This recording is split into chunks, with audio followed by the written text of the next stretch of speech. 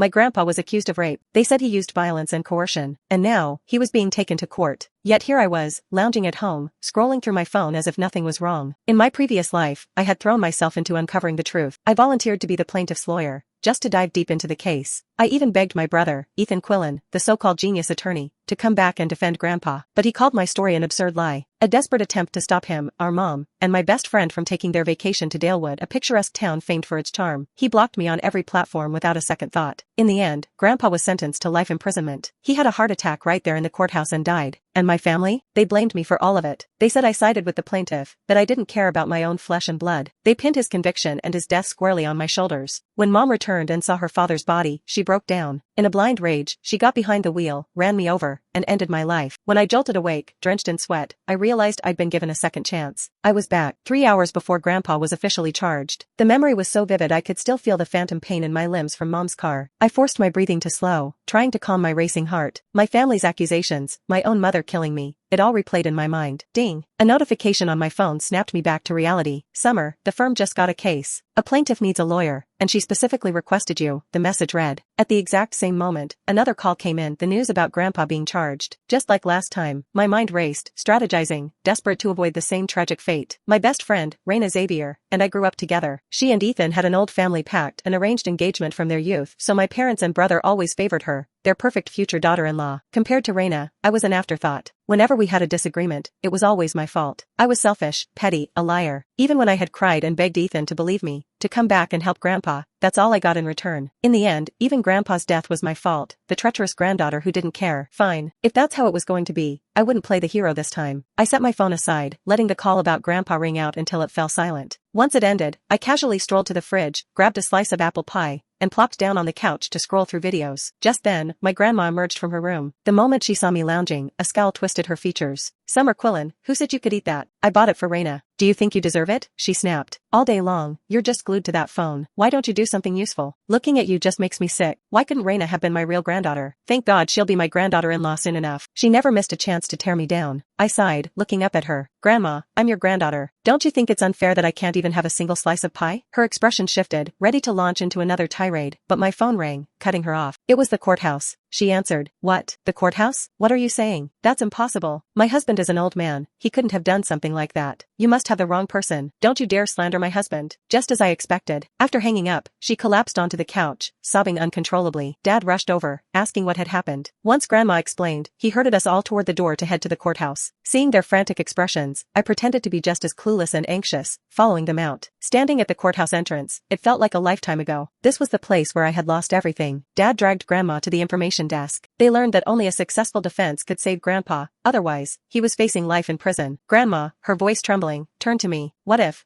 Summer handles it? She's a lawyer, isn't she? Dad gave me a skeptical look. Mom, she graduated from some second-tier college. Letting her defend Dad would be a death sentence. Their disappointed glares felt like daggers. Even when I was trying to stay out of it, I was still the villain. The irony was, the second-tier college they sneered at was actually the top law school in the country. But in their eyes, only Ethan, the Ivy League prodigy, and his beloved Raina mattered. They never bothered to learn a single thing about me. I brushed away a tear, feigning panic. Ethan's the one who went to a top school. I'll call him right now. If he's here, Grandpa will be fine. Grandma latched onto my words like a lifeline. Yes, my brilliant grandson, the big shot lawyer. Quick, call him now. Dad hesitated. Ethan, he's been really busy. Maybe we shouldn't bother him. Busy, right. Too busy enjoying his little getaway with Mom and his precious fiancé. Even though I knew their true colors, it still sent a chill down my spine. Grandma collapsed to the ground, wailing. Then what are we supposed to do while your father sits in there? I don't care. Nothing is more important than his own grandfather. Call him now. My aunt, who had just arrived, chimed in urgently. Exactly. Ethan's the only one who can save him. Call him. I pulled out my phone and dialed Ethan's number. Beep, beep, beep. The unanswered rings made the air grow colder. What is he doing? Why isn't he picking up? Grandma's voice rose with agitation. My aunt tried to soothe her. Mom, don't panic. Maybe he just hasn't seen the call. Dad nodded. Yeah, Mom, Ethan's probably just tied up with. His words were cut off as the call finally connected. Are you insane? I told you to stop calling me with your problems. I don't have time for this. Figure it out yourself. Got it? Ethan's voice snapped through the speaker. I took a deep breath, feigning urgency. Ethan, please, I'm desperate. Grandpa, he